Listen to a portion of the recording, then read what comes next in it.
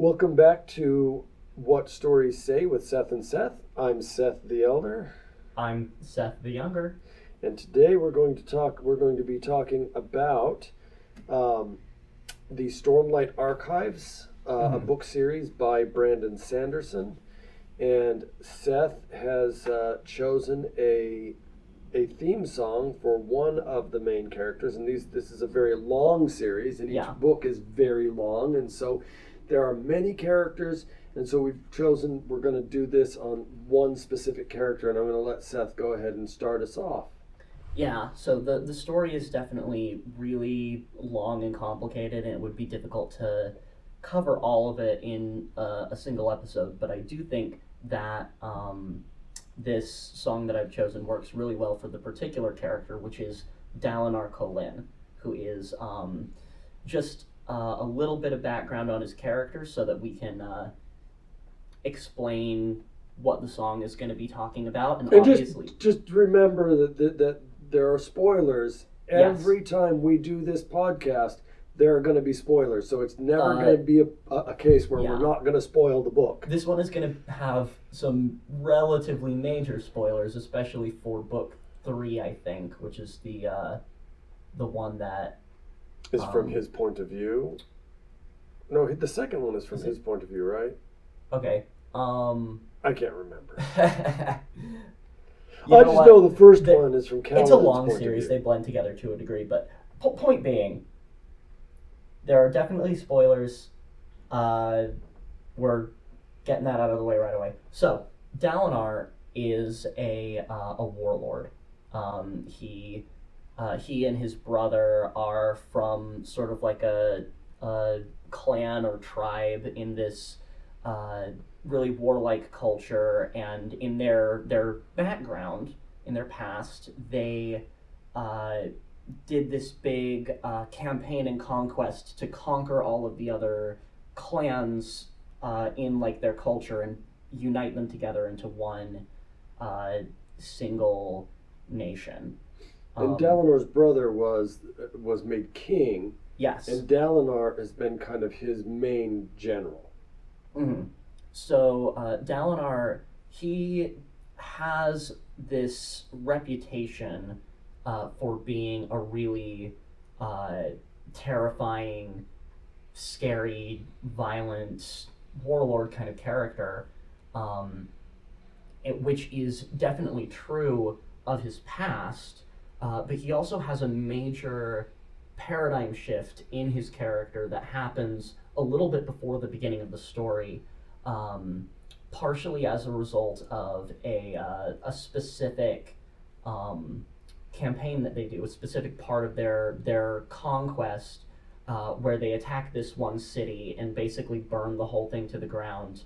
And in this particular battle, Dalinar gets really wrapped up in the battle and gets kind of tunnel vision for the fighting and the war, and accidentally ends up essentially being responsible for the death of his wife. And that really, really affects him really badly, to the point that he seeks out a magical solution to basically make him forget all about her, so that he can get away from this pain, this emotional pain that he's experiencing as a result of his grief and guilt. And so he goes to like this powerful magical being and is granted like a boon where he remembers that he had a wife, but he loses all of his memories about her. To the point that he doesn't even know her name. He can't even hear her name when other people speak it. He just hears kind of whispering noises. Okay, so the thing is that Dalinar, because of this event that led to the death of his wife, that he was at least partially responsible for, he has kind of lost his bloodlust, right? This desire to go out and kill and conquer, and he has become a lot more docile. Yeah, and even though he forgets all about these events that happened in his past, consciously, he still clearly has unconscious effects on his personality that cause him to mellow out a little bit, to no longer take the joy that he used to have in the fighting and the violence, to start turning to other things to find meaning and fulfillment in his life, including doing a lot of reading of old, important philosophical and historical texts, which in their culture is a little abnormal, because for them, men don't read. He doesn't even know how to read. He has to have a female servant read things to him, because it is culturally inappropriate for men to learn how to read for them, because it would distract them from all the warring that they have to do. Right. So he's become very knowledgeable about the history and the theology of his people. Yeah. And that's kind of where we come in to the story with him in this role. Yes. And he's still the general though. It's not like he's not the general, but now they're fighting. So they were fighting their own kind of people. Yeah. And now they're fighting a different race of people. They're not even actually human. Right. They're enemies that they're facing during the story. Right, and that's kind of where we're coming into the story is them facing this other race of being, and very intelligent though, like humans, not so it's another race of humanoid though not human characters, and Dalinar is kind of overall in charge of this campaign, but he's also got all of these other lords that are the people who have been conquered by him and his brother, who are there, who each have their own armies, and Dalinar's kind of over the whole thing, but each of them is individually over their own people. And so so that's going on as we get into the story. But let's go ahead and start into the song and really talk about kind of what you're seeing here in this song in relation to Dalinar. Yeah. So the very beginning of this song, the first kind of stanza of the verse, takes us right into where Dalinar's character is when we introduce him at the beginning of the first book. So it says, hunger for the sleep I know will never come. Crowded is the space. Oh, wait, hold on. Okay. Before I go on, I just realized I have not yet introduced the song. Oh, yes, so do that. let me do that real quick first. So the song that I picked to represent Dalinar Kholin is a song called "Voices of the Chord."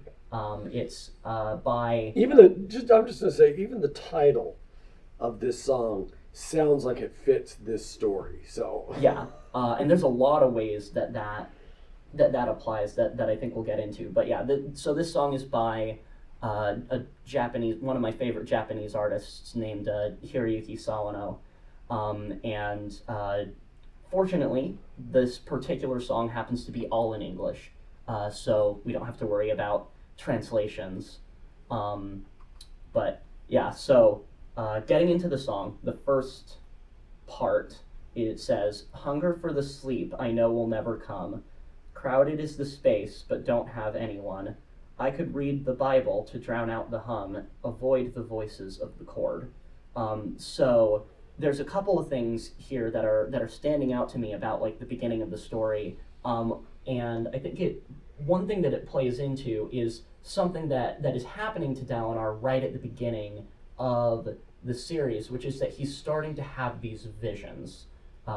They show up whenever like this kind of big important storm goes through, and he's having so in a way he's kind of a prophet.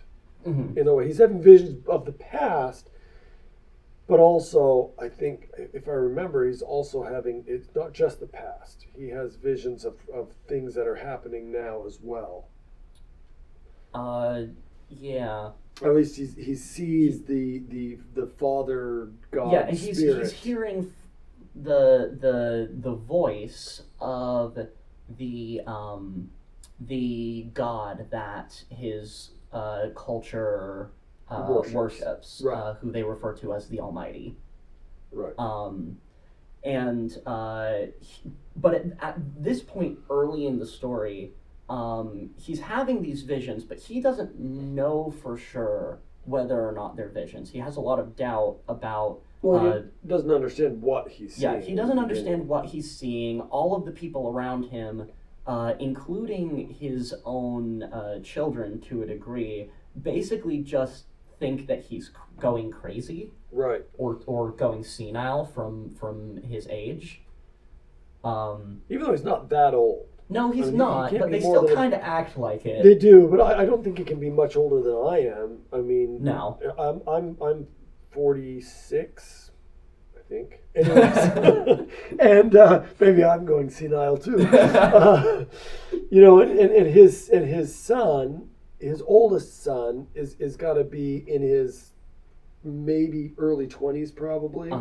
Probably close to my age. Which is close to your age. So I imagine them as a family being close to, like you and I. That he's close to my age, and his oldest son is close to your age. Yeah. But Dalinar is kind of experiencing, at this point, this confusion of having these visions and not knowing what they are, not knowing what to think. He kind of feels like they're visions, but other people are telling him that he's crazy. And they are kind of interrupting a lot of his life. So you have hunger for the sleep I know will never come. Whenever these storms go through and he has the visions, he knows that he's going to experience this while he's sleeping, and it's so real to him as it happens that he's not actually resting. He's sleeping, but he's not sleeping because he's in these visions. But in the visions, he's actually taking on a role. Yes. He's not just seeing, he's actually participating. And that's very, very yeah. Anyway, and then it says crowded is the space but don't have anyone. So basically everyone around him, he's got all of these warlords and armies. He is in a very crowded place, literally. He's surrounded by tons of people, but no one really believes him about the things that he's going through, or really wants to try to understand him. Well, so he's kind of isolated. But also he's also isolated in the sense that he's isolated himself by intentionally erasing the memory of his wife. And so it's one of those senses too where he's without that he's kind of alone. Yeah. And he doesn't even have the memories of her. So he has his children, they have memories of her, but he doesn't. So he's in a place alone where nobody else has so he's got these experiences and these dreams at night. He's in a crowded place where people don't really listen to him or believe him. He's doesn't have an emotional connection with people the way he could because of having erased this memory of his wife. So this goes really well with what we're talking about. Absolutely. And then the next line is basically his coping mechanism for this, which says, I could read the Bible to drown out the hum. Now, obviously, this is a fantasy world where the Bible doesn't exist. But he is reading the religious texts of the past of the people and becoming very knowledgeable about the history and seeking that out. Yeah.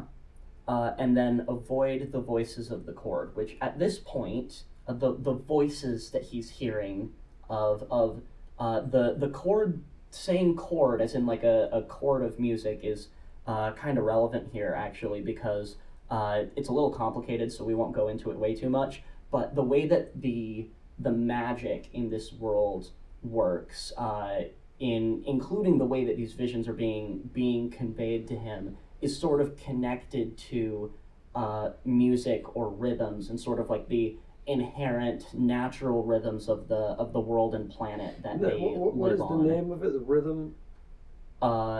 Isn't that a part of one of the names of one of the books? Oh yes, yeah. The I think the third book is called. Wait, I'm having a very hard time remembering which book is which by title, but one of the books is called Rhythm of War, right? Which is in reference to this. That's the book in which they really kind of explore the scientific side of how this magic works and how these rhythms apply to it.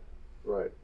But these voices that are coming to him through these visions and the magical rhythms of the world, at this point he is interested in what they have to say, but to a degree he's avoiding them too. He's not really interacting with them the way that he will later in the story, because he is confused by them because people are telling him that they're not real. So there's that aspect of it, but there's also the aspect of the voices of the Chord being the rhythm of war, not just the magic, but the actual rhythm of war, which he's lost his desire for after having having caused the death of his wife. So he's lost the desire for these voices of the Chord, of the rhythm of war, which has been kind of his mantra his whole life. Yeah. And he's kind of lost this, and he's trying to avoid this, and yet he's there in the midst of it. And so turning to these texts, turning to the Bible, he can avoid that hum of the rhythm of war as well. Yeah. So then we get into the second part of this first verse, and I think that this is really talking about his wife and his relationship with her, despite the fact that he doesn't remember her. He knows that he had a wife, and there's enough of a subconscious awareness and desire to remember something about her for him to have a sort of interesting relationship with his memory of her, even though it doesn't exist there. So it says, "All the roads inside my head loop back to you. I've done many things I thought I'd never do. It's you that I can feel, but I keep my hands upon the wheel."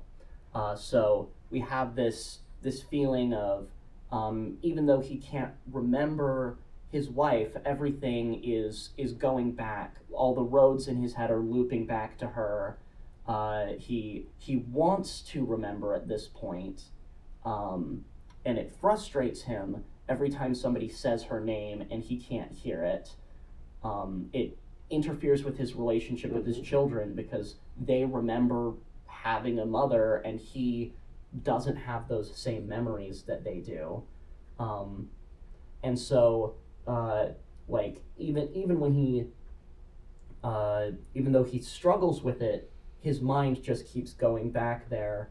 And it has to go back there because he has not been able to process through it because he's given up the memory of her. Exactly. And then he says, "I've done many things I thought I'd never do," and obviously that comes back again to kind of losing interest in the fighting and the blood and the bloodshed. I mean, everything that he's doing now is very different from his past, from his reputation. People in the present meet him and experience a very different person than he used to be. And if I remember correctly, his wife didn't like the bloodshed. She was always against the warring and the conflict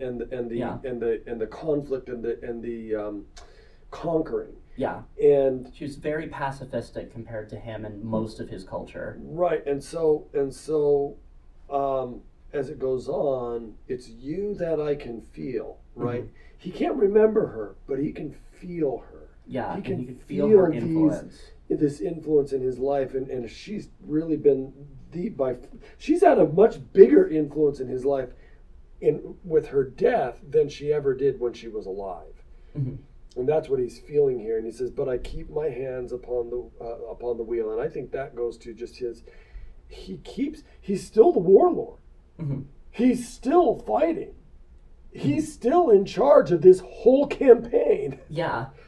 So he keeps his hand upon the wheel, even though all this stuff, this influence from her is there, and his desire for conflict, his desire for bloodshed, his desire to conquer has subsided, but I keep my hands upon the wheel, because he still thinks that they're doing the right thing, especially with this conflict with this other race, which I can never remember the name of the race. But his people refer to them as the Parshendi. Yeah, the Parshendi. And so he still feels like they're doing the right thing. And I think he feels like they're defending themselves from the Parshendi. They don't feel like they're conquerors at this point. He doesn't, at least. I think some of the other ones do. Yeah. And I think partially as Dalinar has changed over the course of his lifetime from being a bloodthirsty, violent warlord into the man that he is now, especially after reading all of this theology and philosophy that he's been studying, he's a very moral character. He's very morally upright and cares about doing the right thing and standing up for people who can't stand up for themselves. And so I keep my hands upon the wheel can sort of connect to that as well, that he's like you were saying, he is trying to do the right thing. He's trying to steer his people in the right direction, even when he doesn't exactly know what that is. Right. So then we get into the chorus. I really like this part. The first two lines are really interesting because they show sort of a contradictory experience and feeling that he has around his relationship with his wife that feels really powerful and realistic to me. It says, "I turn the page to drown you out. You are the only thing that I still care about." So there's sort of a paradoxical thing there that first it says, "I turn the page to drown you out." That's in terms of this theme song is in reference to when he chose to let go of these memories initially, and forget and drown out his memories of his wife in order to be able to deal with all of this trauma that he's going through. And yet, he also says, "You are the only thing that I still care about." His mind keeps going back to her. The things that are connected to who she was, to her ideals, to the children that he had with her, those are the things that he cares about now. Right. He's lost everything that he cared about the warring and fighting. At this point, his brother, who he did all of this conquesting with, has died and been replaced as king by his young son, Dalinar's nephew. He's lost everything about who he was as this warlord version of himself in the past. And so the one thing that's left that he still cares about is also this one thing that he gave up. Right. It's a really interesting part of the book, this conflict that he has with him. And the conflict that he has within himself is not just about the warring and whatnot, but it's also about, now he's got this new conflict about, I gave up the one thing that really matters to me. And in giving up the memories of his wife. Yeah. So then the second part of this stanza addresses that actually pretty directly, where it says, "If I can heal the conflict that's within, I'll know the war has reached its bitter end." So there are multiple different conflicts I feel like this can refer to. The most obvious one being his own personal conflict that he needs to heal around he feels guilty about his actions in the past. Right. He has this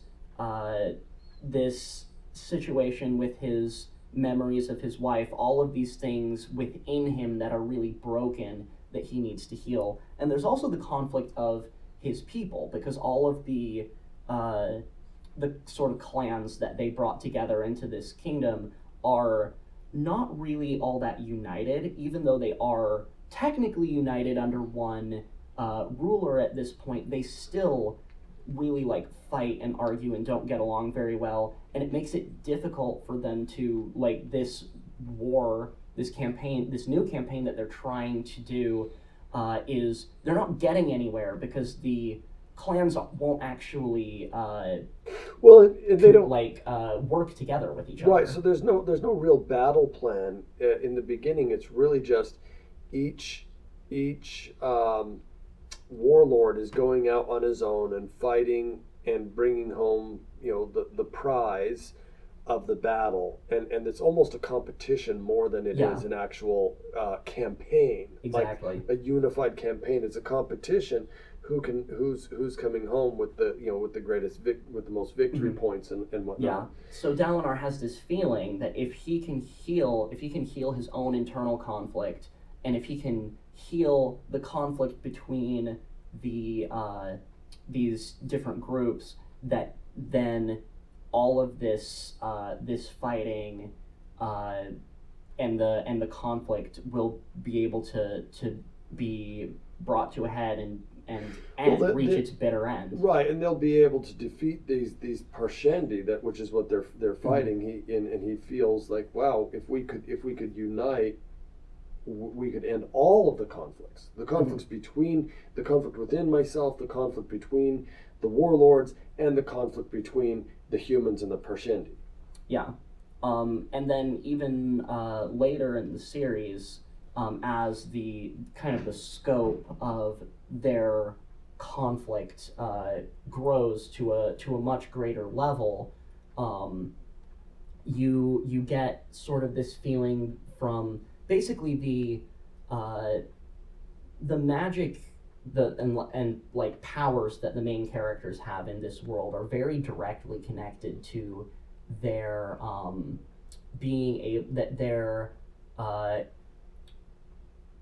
moral uprightness and their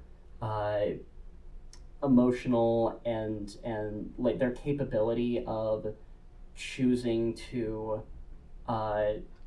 do the right thing and to help others. And so as Dalinar later takes on a greater role in a little bit of a holier conflict, that healing that he has to go through is directly tied to the ability that he has to fight the enemy that they have to face. Right. So then the chorus then goes into a second part, which is going to bring us back into his relationship with his wife and a little bit of the way that part of the story concludes. And it says, "Ocean, you are calling me, a place with no memory." Obviously, that is he's feeling called to this place, this sort of mental place of where his wife was with him, where he doesn't have memory of that, but he feels like he's being called toward it, and eventually his memories start kind of coming back a little bit, and there will be a point later in the story where all of that returns to him, and he has to deal with that emotional trauma that he went through again. He didn't really get over it, he just magically postponed it. So when it says, "Ocean, you are calling me, a place with no memory," he's saying, I'm being called to this place where I have no memory, but I'm being called back to it, right? Okay. Yeah, and then the second part of this, I think, has a really interesting double meaning, because you can apply it both to his past and to his present. It says, "I burned the blood, I passed the test, and now my love is laid to rest."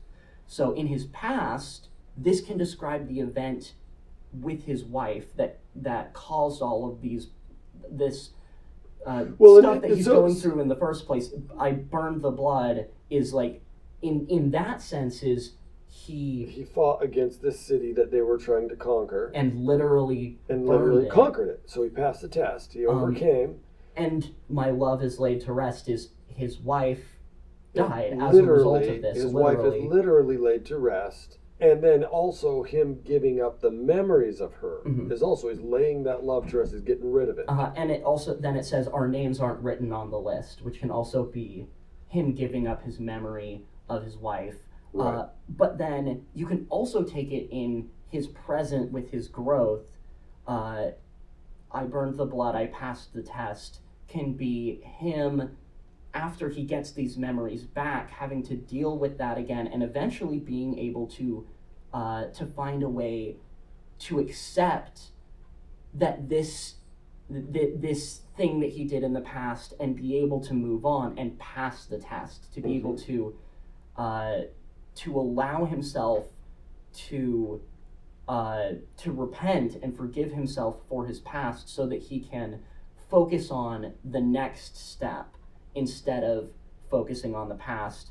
And then, in that sense, my love is laid to rest means not his wife dying, but him allowing her and his memory of her to move on, and to say, I have learned what I needed to learn from this, and now I can forgive myself and move past it. It could be that. It also could be his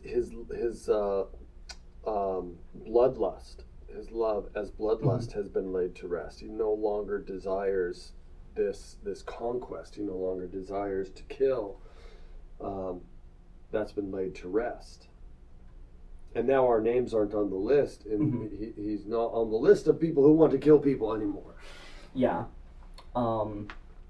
Then the rest of the song is basically just a repeating of this chorus of these ideas, and kind of hammering it home of what this change that he's gone through from the person that he was in the past as this warlord to the person that he's become now. And the one change that we get right at the end of the second chorus is one extra line. It says, after it says, "Our names aren't written on the list," it then follows that up by saying, "But you and I know we exist." So he has been able to change and move past all of these things, but he doesn't give up that memory. He doesn't... Which he had done before, but now Yes. he's gotten it back. Now, instead of giving it up, he's accepted it. He's made it a part of himself, and allowed himself to recognize, this is a part of who I am, and who I was, and I can deal with that. And his wife was never a really important figure to really anyone else. She intentionally stayed out of a lot of the conflicts that are really have been really instrumental to their culture, because she didn't care about them. And so really at this point, the only people who care that much about her past, his past with her, and her memory, are him and his children. Right. So our names aren't written on the list, in that sense, can also be, this relationship isn't going to be it's not going to be in the history books the way that some of the other things that he's done are, but you and I know we exist, because he knows that was what was really important. Right. Now I wonder, I haven't read the last book that has come out. I think I've read all the other ones. Right. But I kind of wonder, does his relationship with his wife continue to be an important part, or does, once he brings the memories back and works through them, does it kind of does the book, that last book, kind of leave that out of the story at this point? Well, in the fourth book, which is the most recent one to come out so far, Dalinar doesn't actually appear a lot. He doesn't have as major of a role as he has in some of the previous books, so in a way it's a little bit hard to say.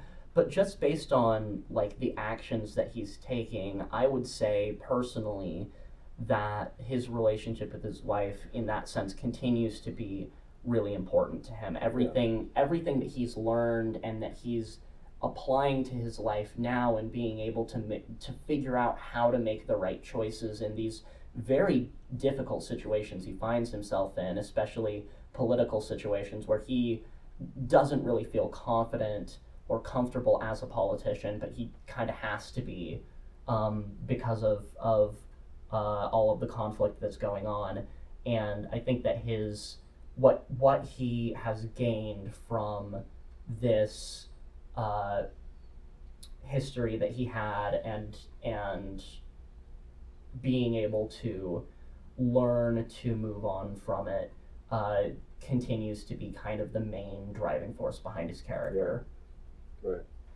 Okay. Well, I think that was a good discussion. I think I will probably come back to these books and do another one or two of the characters. Yeah, in I the would love to future. do one for Kaladin, who is kind of the main character of the series. Well, Kaladin is the best character. So he's just the best character. He's just he's just a good guy from beginning to end. And you know, not that he doesn't make mistakes, but I like Kaladin. So I agree. I would like to do one for Kaladin, and probably there's a couple of other characters in there that would be good.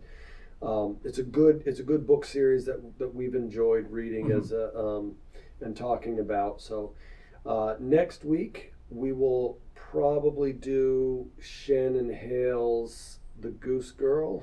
Okay. And the song that goes with that is Available Light by Rush. All right, I'm excited for that one. All right, we'll see you guys next week.